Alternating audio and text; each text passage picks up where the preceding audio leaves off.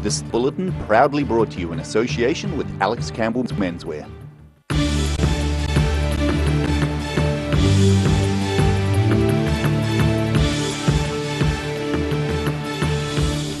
Tonight on The South Today, the Dunedin City Council asked for feedback on a 3D version of the proposed Dunedin Harbour redevelopment plan. Long dry weather spells sparked the first fire ban for this summer season. And Mosgiel residents are to receive their drinking water from the city supply to minimise potential health risks.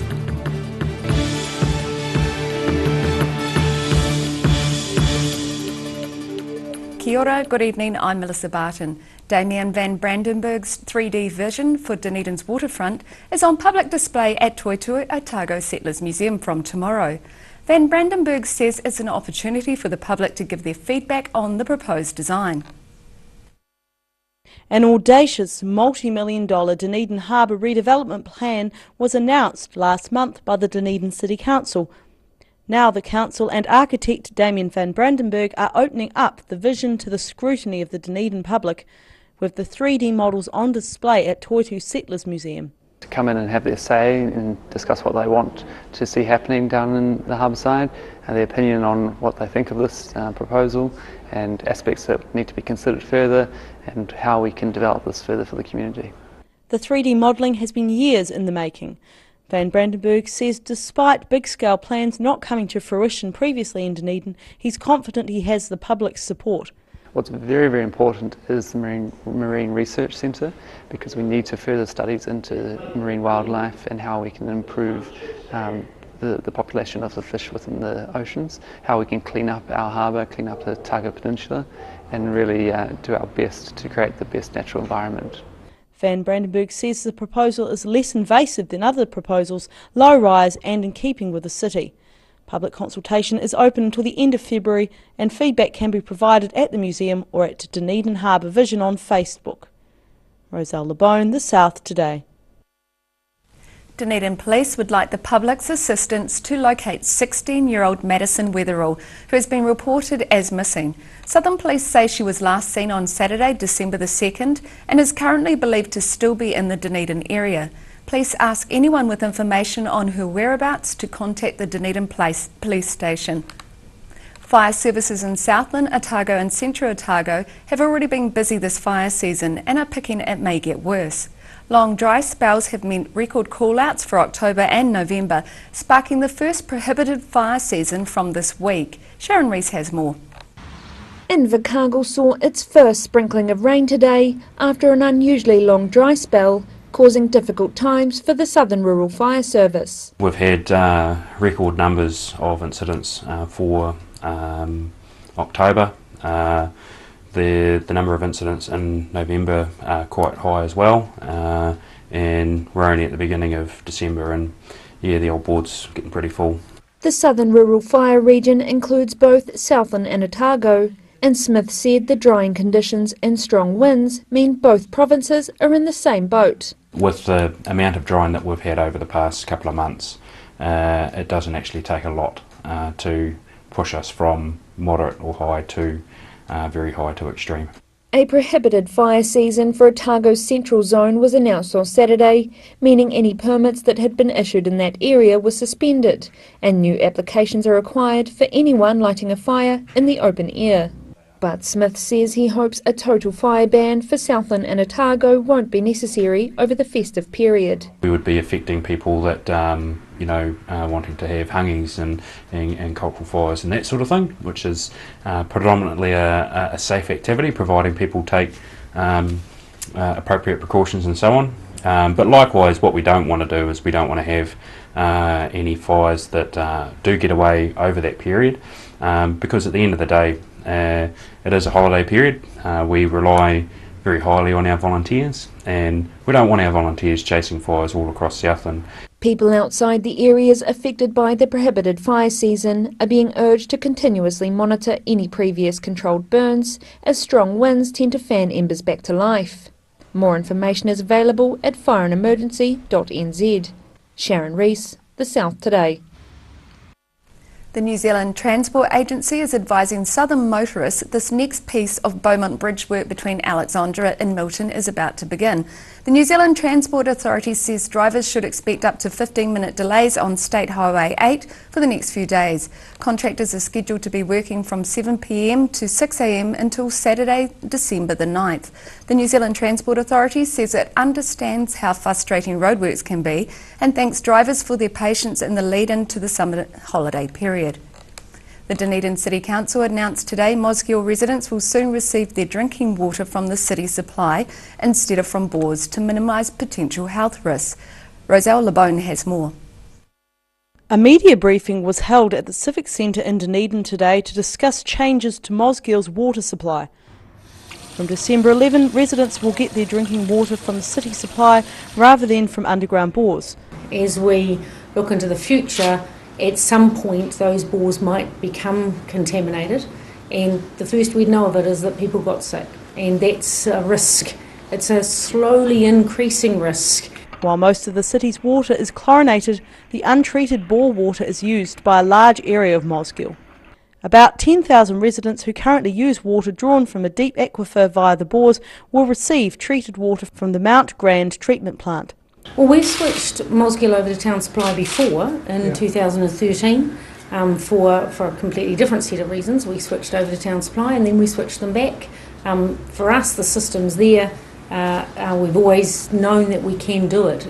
Not quite at the flick of a switch, but not far off it. This water, which is chlorinated and contains fluoride, is used throughout the city. Roselle Labone, The South Today. Still to come on The South Today, a Southland organisation helps with the launch of the New Zealand's first orbital space vehicle, and one of Dunedin's street buskers helps to raise money for charity.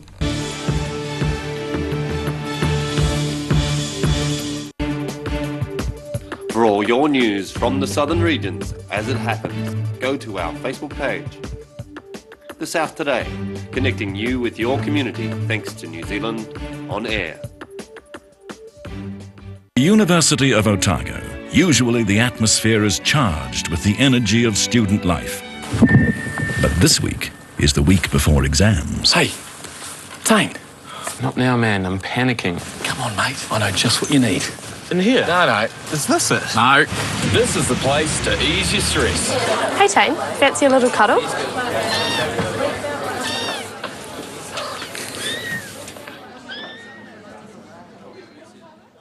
They're part of the family, and like us, their health begins with what they eat too. So give them Radical Dog, made in New Zealand from all natural ingredients and real tart cherries, so it's high in antioxidants. It's a 3-in-1 superfood, giving them energy, flexibility and a healthy coat. With no fillers or nasty preservatives, they love them. It's the treat that can work wonders on every dog, no matter what their breed, age or health. Radical Dog, the new generation in dog food. My Els and I just love coming to Alex Campbell's. That's my favourite shop. I always get good value here, and good boys really deserve good brands and good quality. Look at these tees. Local beaches on some of them too. This is only for the good boys, the old boys, the young boys. What about some bright shorts for the boys? Excellent. Every reason, every season, we're proud to dress the region. Alex Campbell Menswear, it fits.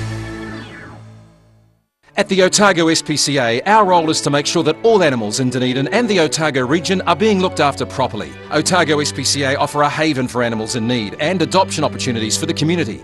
We appreciate your interest and support. For help and advice, we're on call 24 hours a day, 7 days a week. If you have any concerns, give us a call. At the Hard to Find Bookshop, we sell quality books on all subjects, from the rare to the recent. And where viable, we will come to you. We have a great reputation for integrity and honesty, so if you're downsizing or sorting an estate and have books to sell, contact us. Active Interior Design in Mornington are the curtain and blind experts. The team can even advise you on outdoor products like awnings and umbrellas, and will ensure that everything is perfect. For interior design with flair, call Active to book your free in-home consultation or call into the showroom in Mornington. While you're relaxing this holiday season, Ready Lawn is available to help you with your lawn needs, big or small. We work so you don't have to. Call Ready Lawn today. Don't suffer in silence. Call Sunny Chin, Chi Master Body Technician, for structural, muscular, emotional bodywork.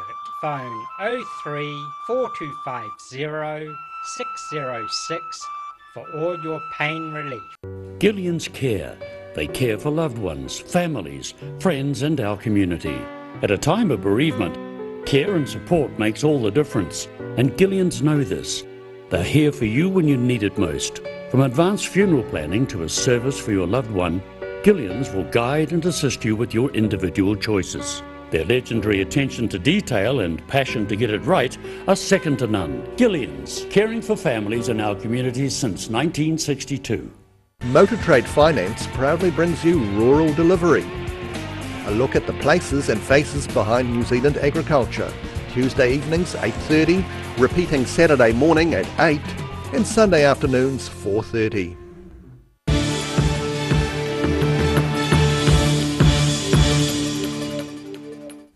Welcome back. A Southland organisation is helping with the launch of New Zealand's first orbital space vehicle.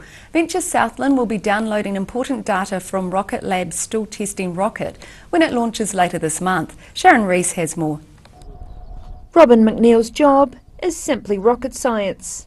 He's Venture Southland's head of engineering, in charge of the Awaroa Satellite Ground Station.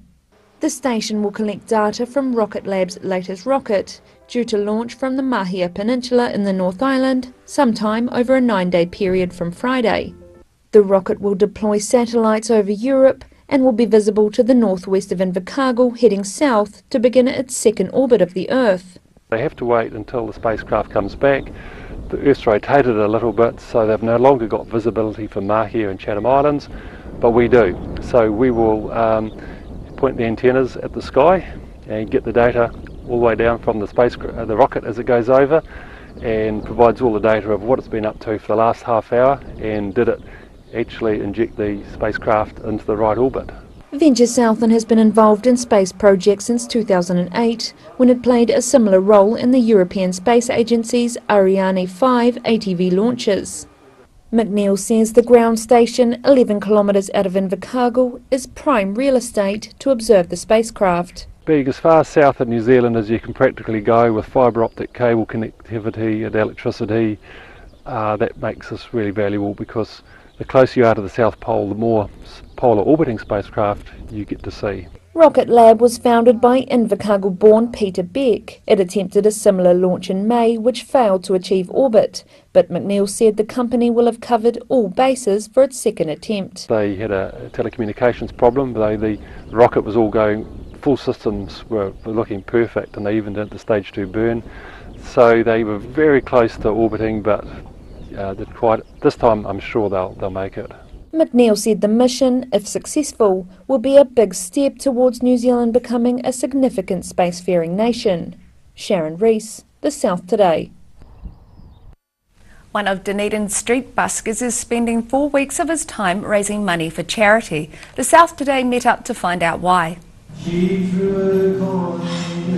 Graham Tamati was busking to raise funds for the Child Cancer Foundation last week, and the Otago Community Hospice the week before. This week it's the SPCA, and next week it'll be yet another charity. He says it's all part of his campaign to give back to society. While waiting for hip replacements, he became addicted to alcohol and pain-killing drugs, and now busking is clearly part of Graham Tamati's therapy back from darkness. Well, that was one hell of a journey after, because the addiction had already stuck. So I think it was a year in AA, just talking to other people who've been through situations like that, and then accepting the breakup of a marriage, and then basically getting on with life slowly. But those songs helped, because the more you sung it, the more it became something more meaningful. So now I sing them, I actually can sing them with a bit of happiness. You know, it's not that dull draining thing that it used to be. It's now songs that I can put out there for people to enjoy. As a busker, Tamati finds people are keen to share their own burdens. A lot of people stop and talk, and because they've been through the situation like at the hospice, losing loved ones, and Same with the Cancer Foundation, which I would have thought people probably would have been a little bit more hesitant to talk about, but I guess being in an open environment and expressing something and you say, yeah, I know what you're feeling. And I guess that's what people want, to be listened to. And it's quite easy just to drop the guitar and spend 5 minutes talking to someone. Even if they, the donation they've given me is their life experience. Tamati will complete his 4 weeks of busking for charities at the end of next week. Rudy Adrian, The South Today. After the break on The South Today, 4 teenage Dunedin musicians attract international record label interest after their first single tops the charts, and an Australian education expert backs the style of learning planned from the new Wakatipu High School.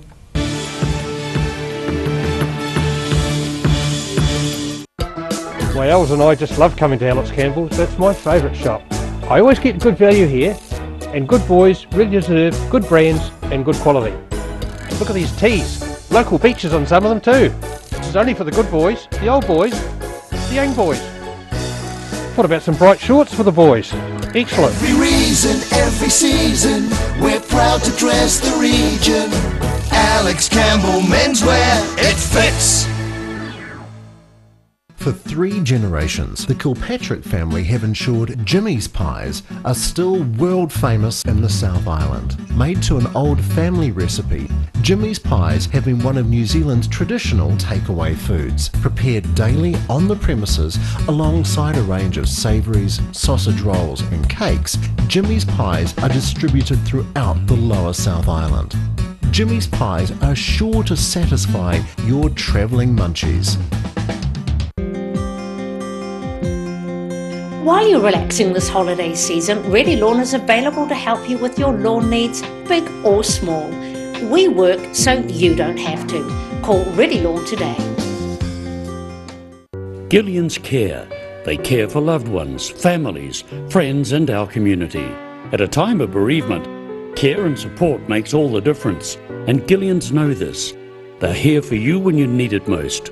From advanced funeral planning to a service for your loved one, Gillians will guide and assist you with your individual choices. Their legendary attention to detail and passion to get it right are second to none. Gillians, caring for families in our communities since 1962. At the Otago SPCA, our role is to make sure that all animals in Dunedin and the Otago region are being looked after properly. Otago SPCA offer a haven for animals in need and adoption opportunities for the community.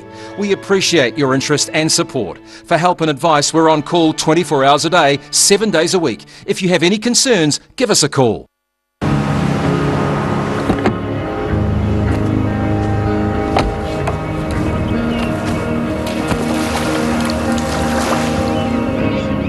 Helping New Zealanders to do more.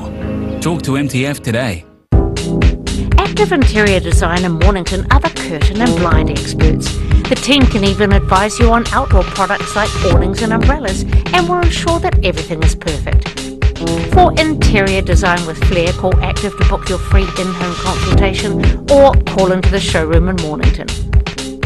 Oh, help! Don't suffer in silence. Call Sunny Chin, Chi Master Body Technician for structural, muscular, emotional bodywork.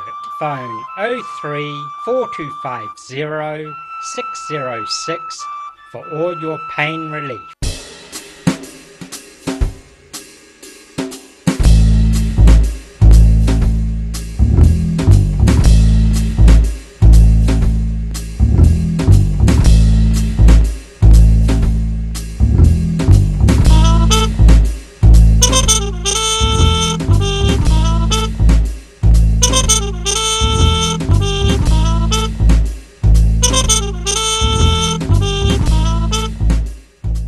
Loss of collagen is the reason for those fine lines and wrinkles. Silberhorn's Collagen Plus naturally supports your collagen levels, giving you younger, firmer looking skin, healthier, shinier hair and stronger nails. Joints, tendons, ligaments and cartilage all benefit from healthy collagen levels, the very foundation of structural health. Support collagen levels naturally with Collagen Plus by Silberhorn. Be quick, buy one now and get a second pack half price. Call now 0800 502 402.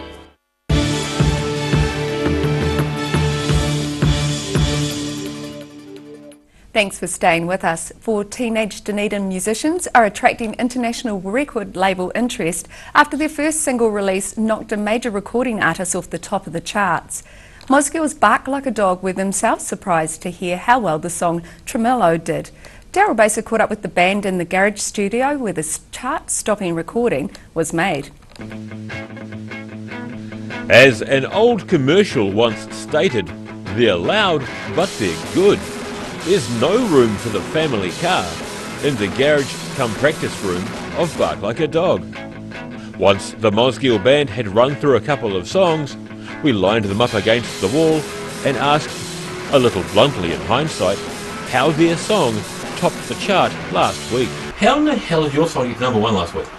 Yeah, well, we sort of said the same. Yeah, weren't expecting it. Being digital natives, which means born in the age of digital technology, they attribute social media to the success of the song.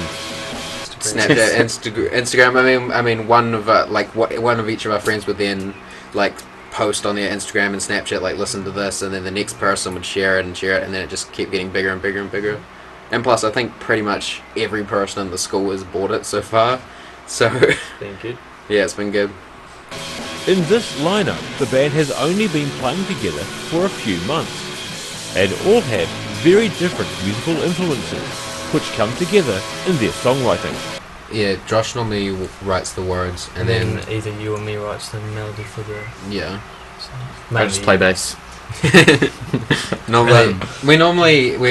What normally happens is either me and Josh will come up with a riff or something, bring it to the song, to the band, and then we'll just start jamming, and then all of a sudden it's the song. The band is facing the very real prospect of being signed to an international record label, but it's not something they can talk about just yet. But we definitely have had some overseas interest, which is good, and we're hoping to get out there, do some tours, and get some more gigs in there. The band members say they don't want to be really famous, up to that level which Lord is currently at, with Josh saying he wants to get better before getting famous. Bark Like a Dog are releasing a new single this week and are working towards releasing an album in about a month's time. Daryl Baser, The South Today. An Australian education expert is backing the style of learning planned for the new Wakatipu High School. However, Associate Professor Wesley Imms told The South Today it could take teachers up to 5 years to complete the transition to the new learning environment. Mena Anso explains. We're in the midst of a real revolution in schools. The transition from a traditional classroom setting like this to a modern or innovative learning space like this is going to happen sooner or later, and there's no turning back. That is according to lead researcher and professor of the Innovative Learning Spaces project at the University of Melbourne, Professor Wesley Imms. They are the way that we have to go. There's, the evidence is mounting that actually that sort of space is facilitating the sort of teaching that is developing the sort of students that the 21st century is needing. He says there's evidence to support the change, despite teacher union officials last month expressing reservations to The South Today. The survey we ran last year, which has been published, is that there is a really high, strong correlation between quality teaching and quality learning and the more open spaces, the innovative spaces, and exactly the same the other direction. Actually, there's a very high correlation between traditional classrooms, poor types of teaching, and poor types of learning. The research looked at the design of the new spaces and how teachers coped. The next step is to study how students respond. One bit of study we did in Queensland schools showed a 17% increase on maths scores when the students were educated in a more flexible learning environment. I think, it'd be really good if the conversations around ILEs in New Zealand and in Australia gets away from very polarised, it's either this or it's that, and focuses much more actually on the quality of actually what's really there. However, he says educational research shows teachers may take up to 5 years to adjust to the new setting. But it takes a lot for a teacher to be able to look at their own practice and say, I know I'm doing well, I know I'm teaching well, but how can I teach better? And it takes a little bit of time for teachers to really start seeing what the opportunities are and how it fits into their very particular way that they teach. and then to put that into practice and then to see for themselves whether it's working or not. IM's research project is a collaboration between the New Zealand and Australian Ministries of Education and the Australian Research Council. Mina Amso, The South Today. And now recapping tonight's top stories on The South Today. Damien van Brandenburg's 3D vision for Dunedin's waterfront is on public display at Toitui Otago Settlers Museum from tomorrow. Southern branches of Fire and Rescue New Zealand have been busy this fire season and are picking it may get worse due to the already hot, dry conditions. And the Dunedin City Council says Mosgiel residents will soon receive their drinking water from the city supply instead of from bores to minimise potential health risks. And now look at what's happening in tomorrow's ODT. Welcome, Craig Page. Good evening. We're obviously carrying a bit more on the water issue as well out at Mosgiel with their clipping into the town supply. We've been out talking to some Mosgiel people. Their main concern is the taste isn't going to be so good. They like their Mosgiel water, not so keen on the Dunedin stuff. But health risk obviously, and the DCC is keen to stamp that out if possible. So have they elaborated on what some of the health risks might be? Well, I think they're looking at the situation that happened up in the Hawke's Bay, was it last year now, where lots of contamination from bore water led to widespread sickness. So it's more of a prevention really at the moment.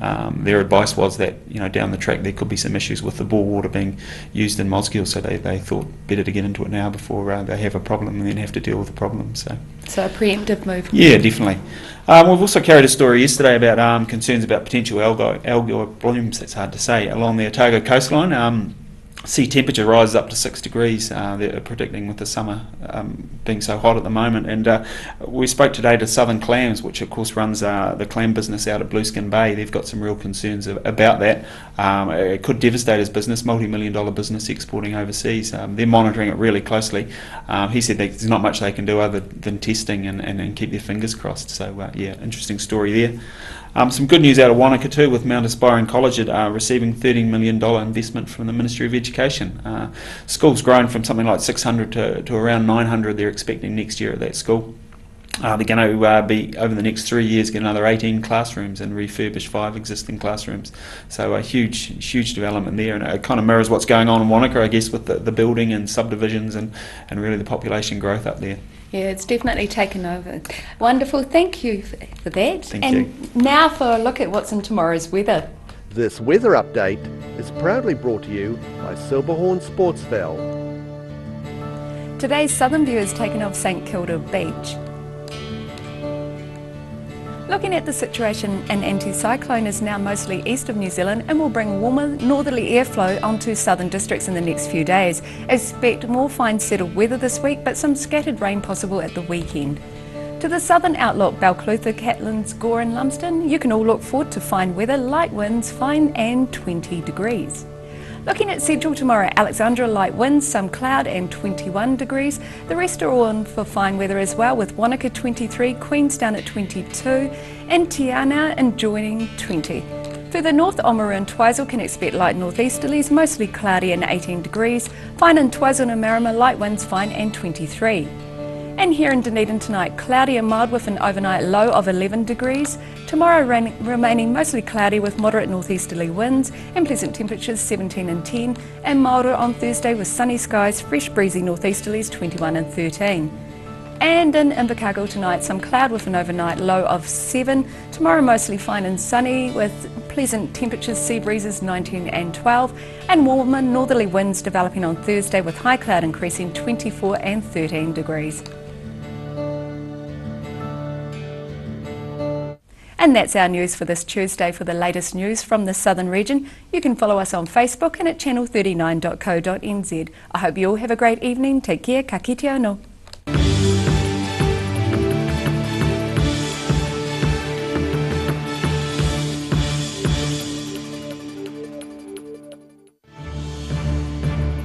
This bulletin proudly brought to you in association with Alex Campbell's Menswear. Supporting local content so you can see more of New Zealand on air.